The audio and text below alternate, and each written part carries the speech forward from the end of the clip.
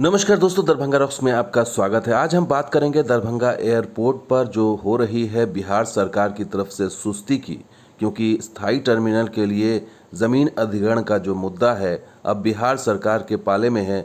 लेकिन जो है इसको लेकर के अब तक कोई बैठक नहीं बुलाई गई है, अब तक कोई कैबिनेट मीटिंग नहीं हुई। आखिर सवाल यही है कि बिहार सरकार ज़मीन अधिग्रहण को लेकर के इतनी सुस्त क्यों है और नीतीश कुमार क्यों नहीं इस पर बैठक बुला रहे हैं, कैबिनेट मीटिंग बुला रहे हैं, क्योंकि सारा जो अब दारोमदार है वो बिहार सरकार पर ही है। क्योंकि तमाम एजेंसियों की तरफ से ओके हो जाने के बाद अब बिहार सरकार के ऊपर है कि वो मीटिंग कब बुलाए, लेकिन अब तक मीटिंग नहीं बुलाई गई। करीबन 1 महीना होने जा रहा है। वायुसेना की सहमति के बाद भी अभी तक बिहार सरकार की तरफ से कोई मीटिंग नहीं हुई है और ये मीटिंग होना है ज़मीन अधिग्रहण के मुद्दे पर। कैबिनेट की मीटिंग होनी है। डीएम की तरफ से सारा कुछ जा चुका है। दरभंगा के डीएम जिलाधिकारी की तरफ से उन्होंने फ़ाइल भेज दी है, कमिश्नर की तरफ से फ़ाइल जा चुकी है। लेकिन अब नीतीश कुमार क्यों इन फाइल को दबाए बैठे हैं, क्यों नहीं मीटिंग बुलाते हैं, क्यों नहीं कैबिनेट मीटिंग होती है और क्या अड़चन है इसमें? संजय झा वो क्यों नहीं सामने आते हैं, वो क्यों नहीं बताते कि आखिर क्या वजह है, क्यों नहीं बिहार सरकार अब तक कैबिनेट की मीटिंग बुला रही है, क्यों नहीं इसको ओके किया जा रहा है? क्योंकि जब तक के कैबिनेट की मीटिंग नहीं होगी तब तक इस पर मुहर नहीं लगेगी और ज़मीन अधिग्रहण का मामला आगे नहीं बढ़ेगा। आपको बता दें, हरदीप सिंह पुरी पहले ही चिट्ठी लिख चुके हैं नीतीश कुमार को कि इसको जल्द से जल्द करवाया जाए।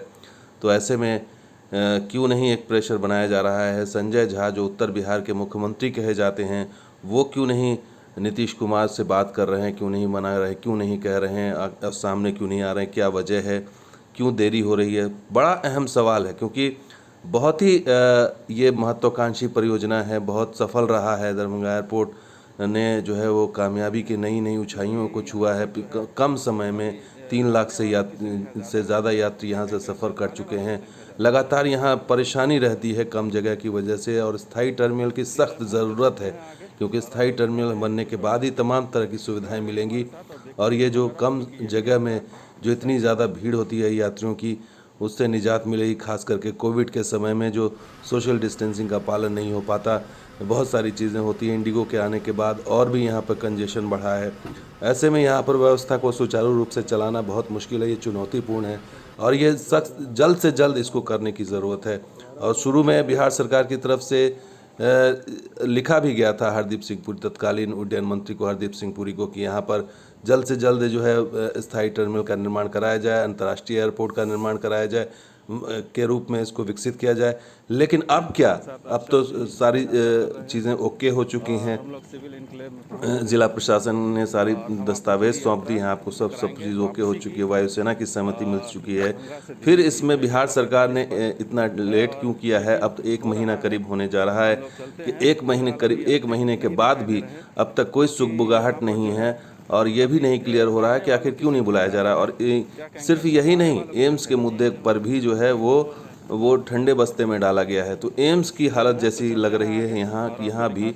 हालांकि ये ज़्यादा ज़रूरी है एयरपोर्ट इस समय, क्योंकि इस समय एयरपोर्ट रनिंग स्थिति में है और यात्रियों को काफ़ी परेशानियों का सामना करना पड़ा। ऐसे में स्थायी टर्मिनल की सख्त आवश्यकता है और इसको देख करके बिहार सरकार का जो रवैया है, खास करके मुख्यमंत्री नीतीश कुमार का जो रवैया नज़र आ रहा है, वो इस मामले में बहुत ही शिथिल सुस्त नज़र आ रहा है। क्योंकि इसमें अब तक जो है वो बैठक बुला लेनी चाहिए। कई कैबिनेट मीटिंग हुई है, लेकिन इस मुद्दे पर अब तक कोई कैबिनेट मीटिंग अब तक नहीं हुई है, जबकि शुरू में वो काफ़ी एक्टिव नज़र आ रहे थे। लेकिन अब जो है वो इसमें सुस्ती बिहार सरकार की तरफ से दिखाई दे रही है और पता नहीं क्यों हो रही है, ये समझ में नहीं आ रहा। क्योंकि इसमें जब वायुसेना की सहमति मिल गई है, प्रशासन की तरफ से सब कुछ भेज दिया गया है, तो आखिर इसमें देरी क्यों हो रही है? और सबसे बड़ी चीज़ है कि इतनी देरी अगर होगी तो बनेगा कब?